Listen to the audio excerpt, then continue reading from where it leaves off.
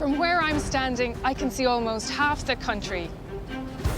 This is St. John's Cathedral in Limerick City, one of the tallest spires in Ireland. For over 140 years, it has dominated the skyline of Limerick, standing as a symbol of the aspirations of the local people.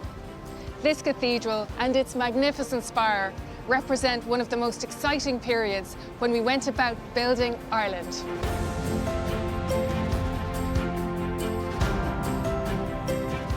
In this programme, our team, an architect, an engineer and a geographer, is exploring some of the finest examples of Ireland's building and engineering heritage.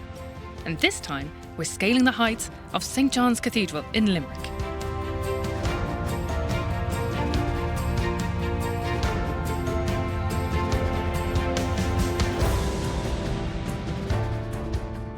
In many ways, 19th century Limerick is a story of development. Powerful merchants were determined to leave their mark on the skyline and infrastructure of the city. And ordinary citizens expressed a new confidence in religious identity. Engineer Tim Joyce is exploring some of Limerick's finest Victorian engineering. This city, located deep within the estuary of the Shannon, has had a long relationship with water. It's the clever engineering that spanned this mighty river and grew the port that I want to see up close. Limerick had the ambition, the skills and the raw materials to build bigger, better and higher. Geographer Susan Hegarty is rediscovering the very foundations that made this city. Limerick is a city built on limestone. I want to find out how this rock and the stonemasons and cutters who worked it have given this city its unique character.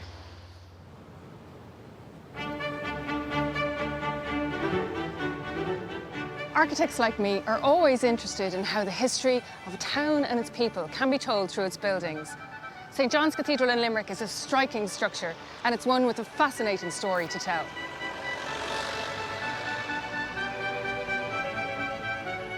By the early 19th century, penal laws had suppressed Catholics for over 100 years. But Catholic emancipation in 1829 changed everything. And with new religious freedoms came a desire to build. The architect Charles Hardwick is expressing his admiration for the great Gothic cathedrals of Europe that had served communities since the Middle Ages. St. John's Cathedral has all the hallmarks of the Victorian Gothic revival. But it's the spire that stands out. Whether you're 20 kilometres away or right up close, this structure was designed to impress. And it really works. To build big, you need money. International fundraising brought funds in for the project, but ultimately it was the ordinary parishioners of Limerick City and County who had to dig deep to support the plans. I want to understand why the poorest parish in the city built a church of such size and scale. I'm meeting John Fleming, who's written the history of this building and its construction, to find out more. Emancipation simply had a huge effect in this country. It really had, and I think in some ways it's underestimated. But it got the people, gave them a sense of confidence. And how would you say that confidence is reflected in the cathedral itself? I think that we say the ground plan of the parish church in 1856 is what we have at the moment, and that's a huge space on the ground. Then when the response came and the confidence came, that response more or less went upwards, up to the level of the cathedral. In some ways, this building itself, which is very high and lofty and all of that, is a celebration of the commitment and the confidence of the people.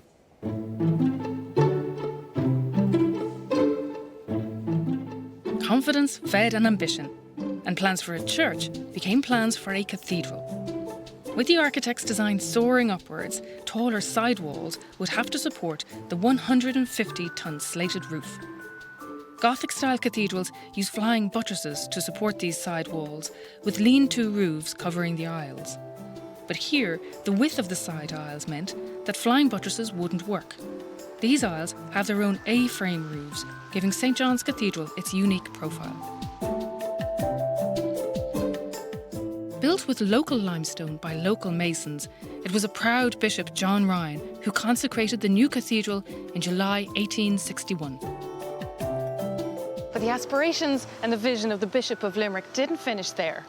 To make St. John's a cathedral worthy of its name, it needed a spire. Archbishop Ryan, however, didn't live to see it completed. He died in 1865, and it was another 17 years before work started on constructing a spire.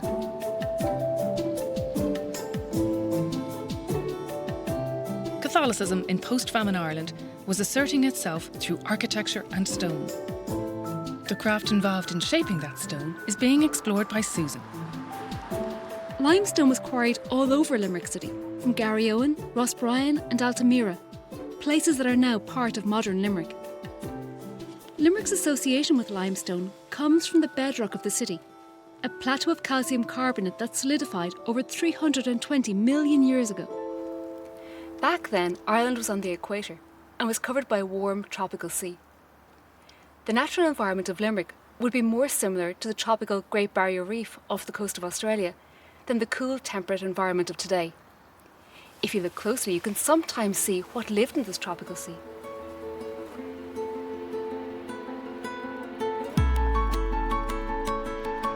Limerick's characteristic blue limestone had an international reputation in the 19th century as a building block of beauty and hardness. Even the simplest ornamentation requires hours of skill and strength. Limerick stoneworkers continued to cut and shape the limestone using the same skills and techniques passed on down through the generations. Hi, PJ. Welcome to Stone Age. Thank you. Just want to show you a piece of Limerick limestone that would have been used in Limerick for generations and generations. He's going to dress it there, as you can see all the pieces on the Limerick stone. It's like glass, as you can see there, it's coming off. Colm is using a pitch or a chisel, and he's shaping the stone in the corners, chipping away there. But it takes a skill. It's not something that you do just by picking up the chisel. So these skills have been handed down. Are they the same principles that would have been used for generations? Oh, exactly the same way. As you can see, Colm is still using the hammer and chisel. It's the amount of work that actually involved to create a building that would have thousands of these. Oh, this is it, and that's why it takes so long to do. Okay, Susan, your turn. Your hand has to be strong enough to stay up, to keep it pressed down. That's what I'm... And you have to have a good aim. Neither of which I have. Come on, Susan, you can hit it hard on that. My hands are getting sore. Stone cutters and stone masons were very different. Stone cutters carried out the work of shaping or dressing the stone, usually working in yards away from the building site. Stone masons worked on site, fine cutting and laying the stone with trowels. But they shared one important skill. They were well organised. The stonemasons and stonecutters were a powerful, organised labour force who maintained their influence through internal hierarchy and order. They even had their own secret language. Limerick was heaving at that time with stone. It was probably one of the busiest periods.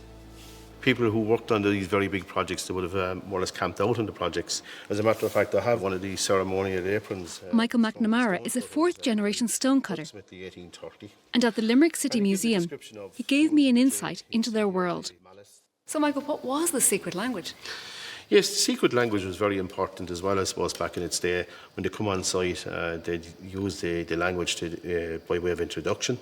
And if the persons on site didn't understand the language, well, then they would definitely know that the people there weren't part of the guild. The most important thing is that they wanted to protect their trade, number one, and they wanted to protect their living standards, number two. Where did the language come from? Was it from English? No, it was predominantly Irish, I believe. There was some English used in it, and there was some Latin as well. My uncle tells me he was able to speak it, and I suppose we can all make up words and say that's the secret language now. I don't really know. I was a young boy at the time, and I recall my dad telling me at one time, it's probably one trade that we'll never need a monument to, a stonemason, because he leaves a monument behind him on a daily basis, whether it is in bridges or buildings, churches or spires. My heritage is all around the city, whether it is in block, brick or stone. The treaty stone has served as a symbol of Limerick for over 320 years. And Michael's Uncle Joe was one of the last Limerick stonemasons to repoint the plinth in the 1960s. The buildings and the geography of Limerick are rooted in this local stone. Stone that's also found in buildings and monuments all over the world. Some writers say that the colour of the local stone has given a grey look and feel to the city. For me, it's a celebration of a proud Limerick tradition and of the spirit of the men who worked the stone.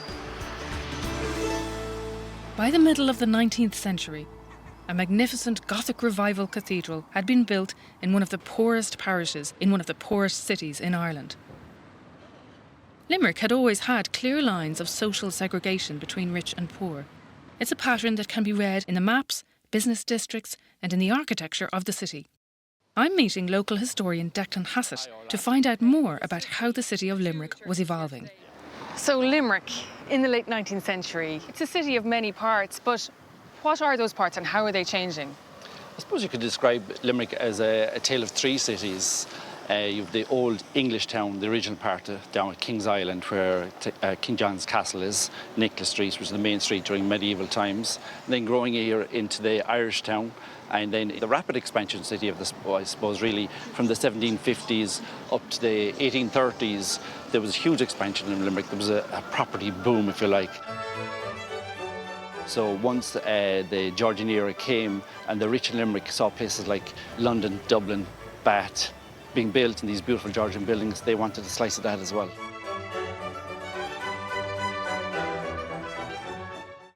Discover the past with exclusive history documentaries from History Hit and uncover the secrets of some of the most famous people and events in history. History Hit gives you access to a growing range of documentaries presented by and featuring historians at the forefront of research and debate. Whether you are looking to find out more about charismatic leaders like Cleopatra or to discover the story behind the Industrial Revolution, History Hit will have something for you.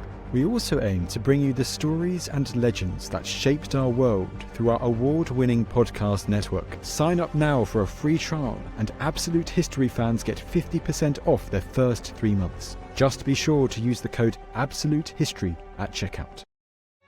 Newtown Perry was the high point of Georgian ambition for Limerick's merchant class. They created a vision of Limerick with elegant squares and streets with public parks and amenities. For many, the design of Newtown Perry was one of the most elegant streetscapes in Europe. One of the central arteries was Cornwallis Street, and it ended on St. John's Square right in front of the cathedral. 21 years after the cathedral celebrated its first Mass, the build still hadn't been completed. But instead of proceeding with a simple bell tower, the demands of Victorian Gothic pushed the design to its limits. Now, there's a clear difference in the design approach between the spire and the church itself. Locals here have always called this the tower and not the spire. The tower is square in plan and the spire is octagonal. But it's in the decorative details where we see why the spire is a purer example of Victorian Gothic than the main church itself. Every detail was made to emphasise height, moving towards the heavens. So columns elongated, arches became pointed, all the while accentuating the drama and the move towards the heavens. So I hook on here. Right, I'm not going anywhere now. And up we go. This is a spire of such scale and height that even modern engineers and masons would find it a challenge. Thomas Byrne, the building contractor's clerk of works, was put in charge of construction. Against the advice of the architect, he built his scaffolding inside the tower, and the stonemasons worked from within the structure as it rose. As the city looked on, no one knew how he would finish the top. But he did. He had engineered buttress supports that extended through portholes halfway up the spire. He then created a platform on the exterior, allowing the stonemasons to finish the build. The spire was completed over the following months and was eventually topped with an iron cross in 1882. For the next 120 years, it dominated the skyline of this region, serving as a landmark for the city. But other 19th century engineering projects were helping Limerick to develop, as Tim is finding out. From up here, you really get an understanding of the relationship between the city and its river. That's a great view of Sarsfield Bridge. And just 100 metres downstream is the entire port complex. Those were the two key pieces of infrastructure needed to transform Limerick into a modern city port.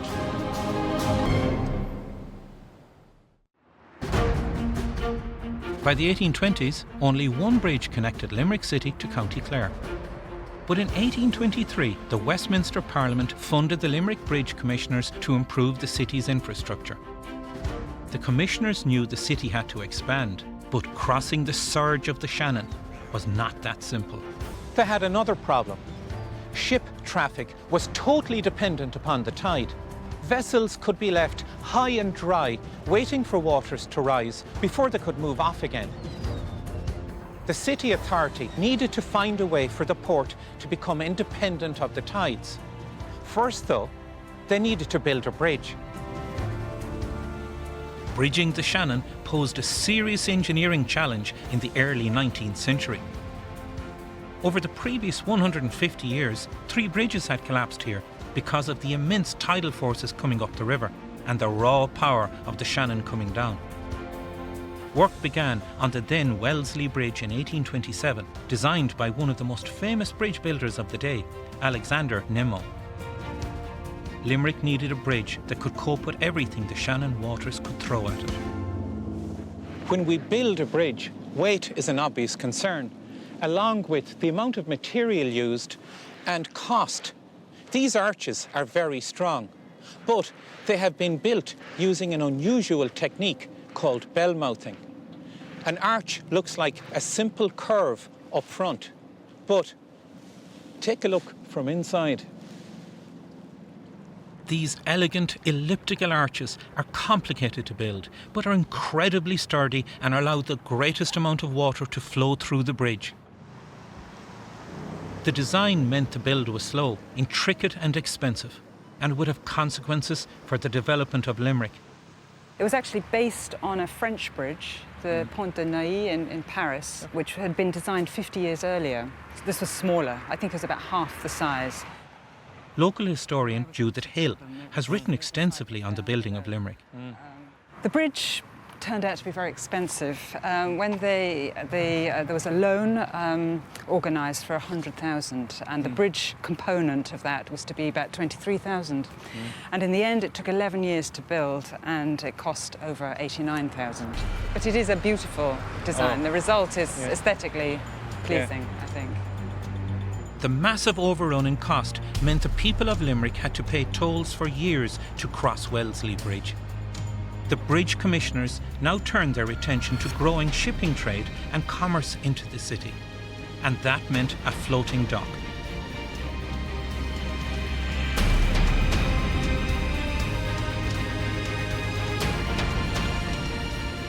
'19th century Limerick had ambitions of having a world-class port. To achieve that status, they needed better facilities for ocean-going ships. Shipping traffic had suffered for years in Limerick estuary because tidal flows had buffeted ships and damaged their hulls. Floating docks, constructed with massive cut stone blocks, created safe harbours and enabled ships to do business. Floating docks are so simple. You build a basin with an entrance that opens and closes. At high tide, the docks are full, ships go in, and the large gates close. When the tide goes out, the ships remain floating and can safely load or unload their cargo. But the real benefit? The ships don't get damaged. I'm really looking forward to seeing this. Well, Tim, you're very welcome to our archive. I'm meeting archivist Sean Liston to get an understanding of how this dock operated and to find out if they put the entrance in the right place. And this one doesn't have the original plan. Well, it doesn't have the idea of a western entrance. Yeah. In most of the sketches, they throw in this idea, we really must build a western entrance out of the Limerick dock. Yeah. It was very difficult for them. As you move in towards the early 1900s, ship sizes get bigger and you're into steel hull ships and so on. It would be banging against the gates, and so the harbour realised that they had to build the western entrance finally. Okay. In the 1880s, the clock tower was constructed, but the dock clock became an element of folklore folklore in the locality, people passing along. Is it mass time? Is it go home time? Is it get in time? And it's a very important feature. And even though it's surrounded now by a bit of industrial activity, the dock clock is one of four facing clocks in Limerick and is part of the heritage of the area. Yeah. Although successful for many years, the floating docks had limitations. They were over 95 kilometres from the sea. Bigger ships needed bigger ports, and Limerick struggled to prosper.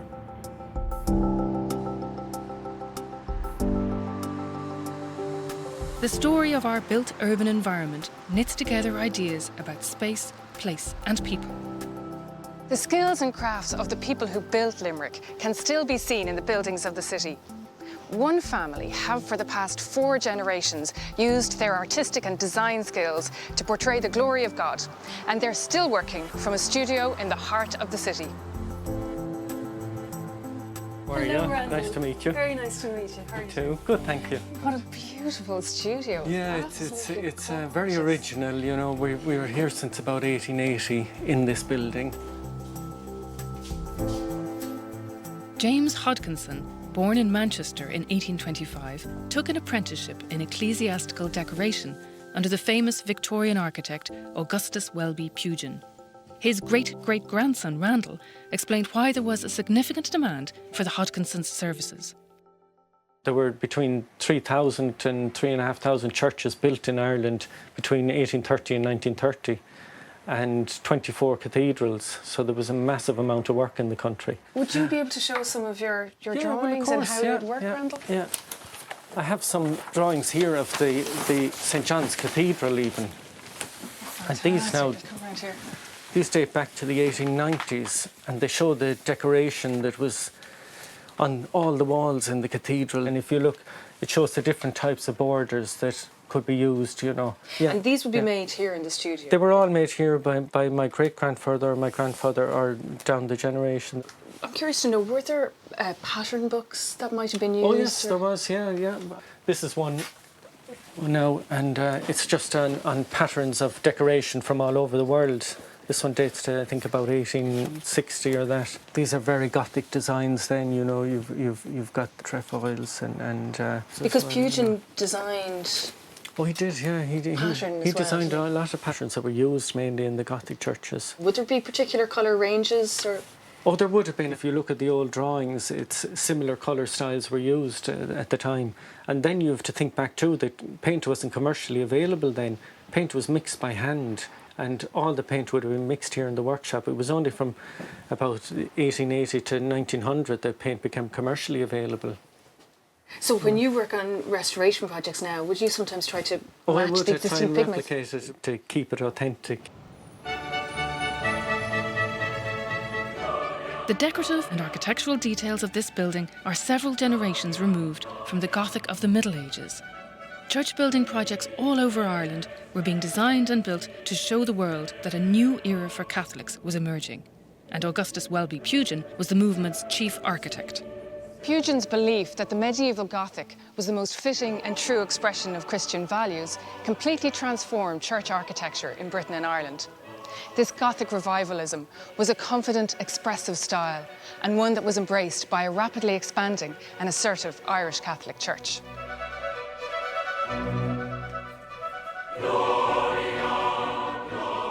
But the amazing thing was that within about 5, 6, 7 years of the ending of the famine, you had the people on their feet again, finding for the first time that they were emancipated, and they were rejoicing and celebrating in some ways their emancipation.